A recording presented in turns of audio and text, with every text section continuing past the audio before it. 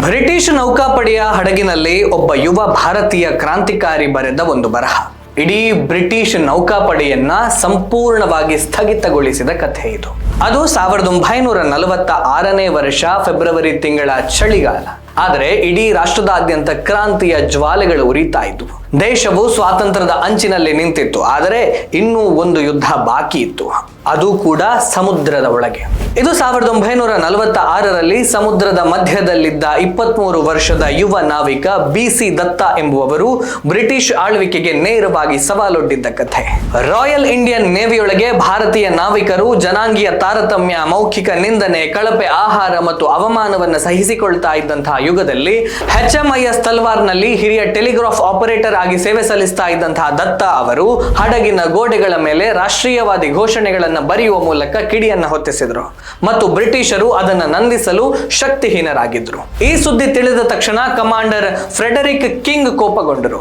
ದತ್ತಾ ಅವರನ್ನು ಬಂಧಿಸಲಾಯಿತು ಮತ್ತು ಅವರ ಲಾಕರ್ನಿಂದ ಪುಸ್ತಕಗಳು, ಕರಪತ್ರಗಳು ಮತ್ತು ಆಜಾದ್ ಹಿಂದ್ ಫೌಜ್ಗೆ ಸಂಬಂಧಿಸಿದಂತಹ ಪುರಾವೆಗಳನ್ನು ವಶಪಡಿಸಿಕೊಳ್ಳಲಾಯಿತು ಮತ್ತು ಅದರ ನಂತರ ಅವರನ್ನ ಏಕಾಂತ ಬಂಧನದಲ್ಲಿ ಇರಿಸಲಾಯಿತು. ಆದಾಗ್ಯೂ ಈ ಬಂಧನವು ಬಿರುಗಾಳಿಯನ್ನ ಸೃಷ್ಟಿಸಲಿದೆ ಅಂತ ಬ್ರಿಟಿಷರಿಗೆ ತಿಳಿದಿರಲಿಲ್ಲ.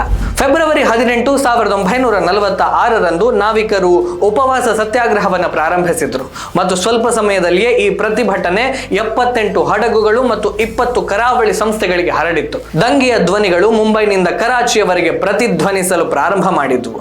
ಇದು ಕೇವಲ ಮುಷ್ಕರ ಅಲ್ಲ, ಬದಲಾಗಿ ಭಾರತೀಯರನ್ನ 2ನೇ ದರ್ಜೆಯ ನಾಗರಿಕರಂತೆ ಪರಿಗಣಿಸುವ ವ್ಯವಸ್ಥೆಯ ವಿರುದ್ಧದ ಸ್ಫೋಟವಾಗಿತ್ತು. ಇದು ಬ್ರಿಟಿಷ್ ಸಾಮ್ರಾಜ್ಯದ ಅಡಿಪಾಯವನ್ನೇ ಅಲುಗಾಡಿಸಿದ ದೃಢ ನಿಶ್ಚಯದ ಸಂಕಲ್ಪವಾಗಿತ್ತು.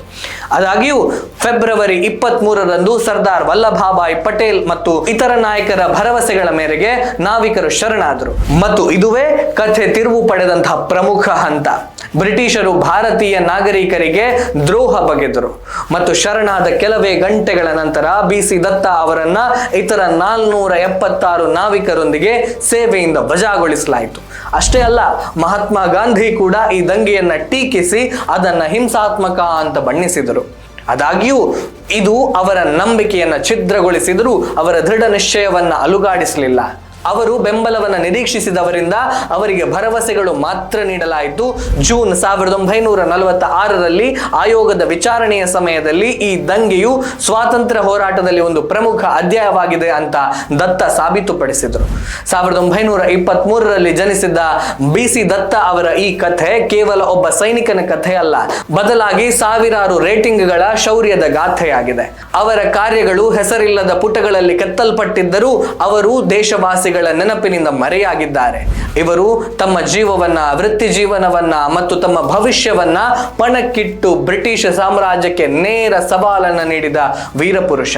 ಇಂದಿಗೂ 80 ವರ್ಷಗಳ ನಂತರವೂ ಅವರ ಕಥೆ ಭಾರತದ ಸ್ವಾತಂತ್ರ್ಯವನ್ನ ಲೆಕ್ಕವಿಲ್ಲದಷ್ಟು ಸಾಮಾನ್ಯ ಸೈನಿಕರ ಕೊಡುಗೆಗಳ ಮೂಲಕ ಸುರಕ್ಷಿತಗೊಳಿಸಲಾಗಿದೆ ಅನ್ನುವುದನ್ನು ನೆನಪಿಸ್ತದೆ. ಅವರ ಬಗ್ಗೆ ಇತಿಹಾಸದ ಪುಟಗಳಲ್ಲಿ ಆಯ್ದ ಸಂದರ್ಭಗಳಲ್ಲಿ ಮಾತ್ರ ಹೇಳಲಾಗಿದೆ. ಎಲ್ಲಾ ಮಿತಿಗಳನ್ನು ದಾಟಿದಾಗ ಒಂದು ಸಣ್ಣ ಧ್ವನಿಯೂ ಸಹ ಕ್ರಾಂತಿಯನ್ನ ಹುಟ್ಟುಹಾಕಬಹುದು ಅಂತ ಅವರು ಕಲಿಸಿದ್ದಾರೆ. ಬಹುಶಃ ಈ ಧ್ವನಿಯೇ ಭಾರತದ ಮೇಲೆ ಆಳ್ವಿಕೆ ಇನ್ನು ಮುಂದೆ ಸಾಧ್ಯ ಇಲ್ಲ ಅಂತ ಬ್ರಿಟಿಷರು ಅರಿತುಕೊಳ್ಳುವಂತೆ ಮಾಡಿತ್ತು.